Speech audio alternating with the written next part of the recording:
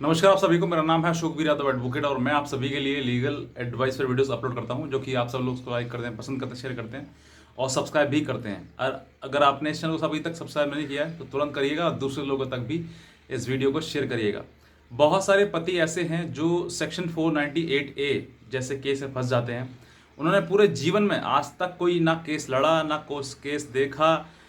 सिर्फ और सिर्फ मतलब आज पहली बार जीवन में ऐसा हुआ है कि उनकी पत्नी ने उनके साथ साथ उनके परिवार तक को फांस दिया है। 498 केस में उनका नाम दे दिया है। तो बहुत सारे ऐसे पति हैं जिनके दिमाग में ये सवाल रहता है कि सर जो जमानत है वो होगी या फिर नहीं होगी, होगी तो कितने दिनों में होगी, कहीं जेल तो नहीं जाना पड़ेगा। ऐसे कई दिमाग में फितूर रहते हैं जिसकी वजह से जो है इनका मन और मस्तिष्क परेशान रहता है। क्योंकि आपकी जो पत्नी है जिसने आपके ऊपर सेक्शन 498A 498 का केस किया है, वो हर पल यही चाहती है कि इसको जेल भेजा जाए, हर पल। और अगर नहीं चाहती है, क्योंकि ये वीडियो देखेंगे तो बहुत सारी कुछ महिलाएं ये भी कहेंगे कि सर हम तो नहीं चाहते, हम तो सिर्फ डराने के लिए केस करा है। आपने किया होगा, ठीक है, डराने के लिए, लेकिन डराना ये ऐसा नहीं होता है जो कि इंसान पूरा डर के क्या वो पूरा जीवन ही खराब कर दे अपना। क्योंकि आप जो है वो झूठा लिखाते हैं उसमें कहीं ना कहीं झूठा लिखाने के साथ साथ में आप एक दिन, 2 दिन, साल, 2 साल, 10 साल तक लगातार आप अलग रहते हैं। तो फिर एक समय मतलब ऐसा आता है कि जो पति है वो सोचता है कि चलो अब ख़त्म ही किया जाए या डाइवोर्स लिया जाए, क्योंकि ये जो चीज़ें हैं इनका परिणाम जो बहुत ज़्यादा गलत होता है। और एक समय ऐसा आता है कि आप दोनों कहीं ना कहीं अलग हो जाते हैं। तो बेसिकली जो मेरा अनुभव है, मेरा एक्सपीरियंस है, क्योंकि पत्नियां मेरे पास भी बहुत सारी आती हैं जो कहती हैं कि सर वो तो आराम से घूम रहा है, वो तो उसको तो कुछ भी नहीं हुआ, उसने ज़मानत ले ली। तो आज मैं आपको ये बताऊंगा ज़मानत जो है वो किस तरीके से ली जाए और कितना समय इसमें लगता है, टाइम कितना लगता है। कुछ लोग ये सोचते हैं सर कि ज़्यादा टाइम लगेगा, जो जेल तो नहीं भेज देंगे। तो आज मैं आपको दिमाग से जो चीज़ें टेंशन है ना वो सब खत्म कर दूंगा और आप भी ये कहेंगे कि अरे चलो ठीक है, इसमें तो कोई दिक्कत नहीं है। क्योंकि पत्नी के हिसाब से या फिर आप कानून के हिसाब से या फिर जो चीज़ें बताई जाती हैं आपको उनके हिसाब से चलेंगे ना, तो आप अपने आप को डिप्रेशन में ले जाएंगे। और एक समय ऐसा आएगा कि आप सोचते हैं कि कहीं, क्योंकि ज़्यादा डिप्रेशन का मतलब ये है कि कभी कभी बॉडी भी पैरालिसिस हो जाती है। तो आप उस इतना डिप्रेशन ना लें। हो गया सो हो गया। आपकी पत्नी ने झूठा केस कर दिया तो इसका मतलब ये नहीं कि अब आपको फांसी हो जाएगी, आपको जेल जाना पड़ेगा, ऐसा कुछ नहीं है। तो आज मैं आपको बता देता हूँ कि आपके ऊपर सेक्शन 498 के मतलब केस हो गया आपके बारे में, और आप उस पत्नी से पीड़ित हैं बहुत ज़्यादा, क्योंकि वो कहीं ना कहीं ऐसा घर परिवार में टॉर्चर करना या घर परिवार में कलेश करना या घर परिवार में गाली गलौज करना, क्योंकि बहुत सारे प्रकार की पत्नियां हैं। कोई क्रूर पत्नी है तो वो कहीं ना कहीं घर में अशांति का माहौल बनाए पैदा कर रखे रहती है।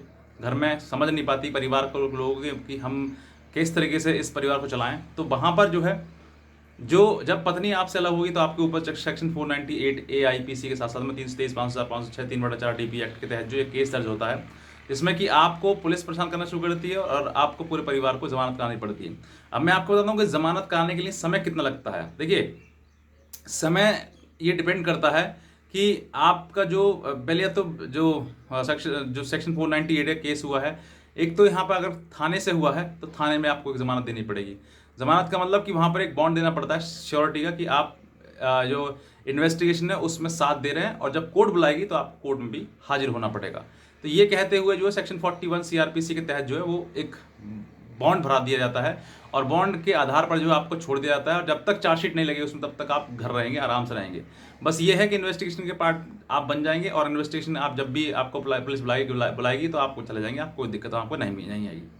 दूसरा, जब कोर्ट में ये चार्जशीट लगती है, चार्जशीट लग जाती है, लगने के बाद जब कोर्ट में जाते हैं, अब यहाँ पर दो रास्ते हैं, चार्जशीट लग भी सकती है और नहीं भी लग सकती है। अगर चार्जशीट लगी है तो कोर्ट में जाकर जमानत करनी पड़ी जाके, और अगर नहीं लगी है तो आपको यहीं पर जो कहने का, आपको यहीं से ही थाने से ही खत्म हो गया केस, और केस अब आगे नहीं बढ़ेगा। अब वो FR लग जाएगी, FR लगने के बाद कोर्ट में चले जाएगा, वो अलग चीज़ है। फिर उसको अगर उखेड़ना है, उसको खोलना है तब। लेकिन यहाँ पर जो है मैं इसको बताता हूँ कि चार्जशीट लगती है, चार्जशीट लगने के बाद फिर बेल करानी होती है आपके लिए। तो देखिए, बेल अगर आप कराते हैं तो 2 पार्ट्स में कराएं। पहली बात, क्योंकि पति का सबसे ज़्यादा रोल इसमें शो होता है, दिखा दे सेक्शन 498 में जो केस में जो है, क्योंकि वो उसकी ही रिस्पॉन्सिबिलिटी होती है पत्नी को मेंटेन करना, पत्नी को सही तरीके से रखना, उसी की जिम्मेदारी होती है। सास ससुर, मदर फादर वगैरह, ये ब्रदर सिस्टर वगैरह, इनको तो अननेसेसरी उसमें फांस दिया जाता है, ताकि उनको टॉर्चर करेंगे तो दुख जो है, दर्द जो है पति को होगा। इस वजह से जो है उनका नाम ले लिया जाता है। तो अगर पत्नी आपकी सेक्शन 498 लिखा देती है तो आपको बेल कराने के लिए 2 पार्ट में बेल करवाएं आप। पहली बात तो जो परिवार है उनको, यानी कि पति को छोड़कर बाकी सभी लोगों की एक बेल करवा दें, उसमें आराम से बेल मिल जाती है उसमें, और सेम डे बेल मिल जाती है। सेम डे मतलब उसी दिन, जिस दिन आप सुबह से लेकर सुबह 10 बजे अपना वकील के द्वारा जो है अपना एक बेल एप्लीकेशन जो अपने जिस कोर्ट में वो गई है, FIR हुई है, उसके कोर्ट में जो है एक बेल एप्लीकेशन लगवा देंगे। लगवाने के बाद उस कोर्ट से 10 बजे प्रोसीडिंग स्टार्ट हो जाती है और आपको 11, 12, 1 बजे, 3 बजे तक आपको रिहा कर दिया जाएगा, बेल मिल जाती है। अब जो है इसमें आर्ग्यूमेंट जरूरी है कि वो जो वकील है जिसको आप कर रहे हैं उसको अच्छे से वो आर्ग्यूमेंट करें, हर बात को बताए कि ये झूठा एलिगेशन लगाया गया है, इसमें सिर्फ फंसाने के लिए, उनको हरास करने के लिए सिर्फ इतना है आप कुछ बताएं, ताकि आप जो कोर्ट है, जो ऑनरेबल जज हैं, उनको कन्विंस कर सकें। तो आप अच्छे से वकील देखें आप इसमें। दूसरा पार्ट आता है हस्बैंड का, यानी कि आपने जो पेरेंट्स हैं या परिवार वाले लोग हैं उनकी तो आपने बिल करवा ली, लेकिन अब बात आती है उनकी मतलब पति की। तो पति को जो है, पति के लिए 2 रास्ते हैं उसके लिए भी, कि आप जब बेल डालें, पहली बात तो लोअर कोर्ट से हो जाती है, इन केस अगर नहीं होती है तो आप सेशन कोर्ट की बेल भी तैयार करके रखें।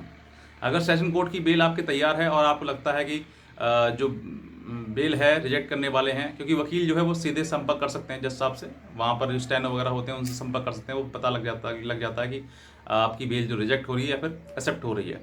तो और मतलब ये चीज़ें सब जानकारी जो वकील है वो ले लेता है। अगर रिजेक्ट हो रही है, उसको लग रहा है कि रिजेक्ट होने वाली है, तो तुरंत सेशन कोर्ट में डाल दे, क्योंकि 12 बजे का समय रहता है सेशन कोर्ट में डालने का बेल, 12:30 बजे तक।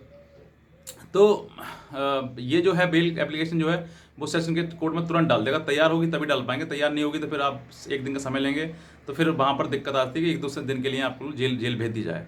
तो ये डिपेंड करता है वकील के ऊपर, वकील कितना तेज है, तर्राक है, अगर वो अच्छे से उसको करता है तो आपको ज़रा कहीं जाने की जरूरत नहीं पड़ेगी। तो ये चीज़ें जो है वो डिपेंड करती हैं वकील के ऊपर कि वकील जो है किस तरीके से इन चीज़ों को करता है। अगर उसे लगता है कि हाँ लोअर कोर्ट ही इसमें बेल दे देगा, क्योंकि लोअर कोर्ट ही बेल दे देता है 90%। इन केस कभी कभी थोड़े से हीनियस ऑफेंस हो जाते हैं, 377 हो जाती है, 354 हो जाती है उसमें साथ में, तो फिर लोअर कोर्ट जो है वो मना कर देता है और सेशन कोर्ट में जाना पड़ता है। तो ये चीज़ आपको देखनी है कि आपके FIR में कौन कौन से सेक्शंस लगे हुए हैं। तो यहाँ पर जो चीज़ें हैं वो ये है कि अगर मान लो लोअर कोर्ट लगता है कि डिसमिस करने वाला हमारी बिल, तो आप सेशन कोर्ट के लिए तैयार रखें, ताकि सेशन कोर्ट तुरंत आप टाइम से पहले उसमें डाल दें, 12:30 बजे तक डाल दें, और डालने के बाद जो उस पर हियरिंग हो जाएगी, सेशन कोर्ट 100% आपको बिल प्रोवाइड करा देगा सेम डे ही। तो आपको ना पति को ज़रूरी है 1-2 दिन, 3 दिन, 4 दिन, 5 दिन रुकने की ऐसी वजह नहीं, बिल्कुल भी नहीं, ना ही पति के परिवार वालों को। तो समय आपके मतलब सेम डे बेल आपको मिल जाएगी, इसमें कोई दिक्कत नहीं है। बस ज़रूरी है कि वकील को थोड़ा एक्सपर्ट होना चाहिए, थोड़ा मतलब एक्टिव होना चाहिए, और थोड़ा आपको जानकारी होना ज़रूरी है, क्योंकि अगर आपको जानकारी होगी तभी आप वकील को बता पाएंगे, और वकील को बता पाएंगे तो वकील ये चीज़ें कर पाएगा। और भी कोई जानकारी हमसे आप चाहते हैं कि आप हमसे कोई जानकारी हमसे कोई लीगल एडवाइस लें, तो आप हमारे दिए हुए नंबर पर हमें संपर्क भी कर सकते हैं, ताकि हम आपको बेस्ट लीगल एडवाइस कर सकें। तो बस मैं इतना कहना चाहूँगा। बाकी अगर आप इस चैनल पर नए हैं और आपने सब्सक्राइब नहीं किया है, तो आप इस चैनल को सब्सक्राइब भी करिएगा और दूसरे लोगों तक भी जानकारी दीजिएगा। और जो भी आपके मन में कमेंट है, वीडियो के नीचे कमेंट भी करें, अपनी राय जो भी है आप ज़रूर दें, ताकि और भी लोग इस कमेंट को पढ़कर समझ सकें कि बाकी चीज़ें क्या हैं। तो बस मैं इतना कहना चाहूँगा। बाकी आज की वीडियो देखने के लिए आपसे भी बहुत बहुत धन्यवाद।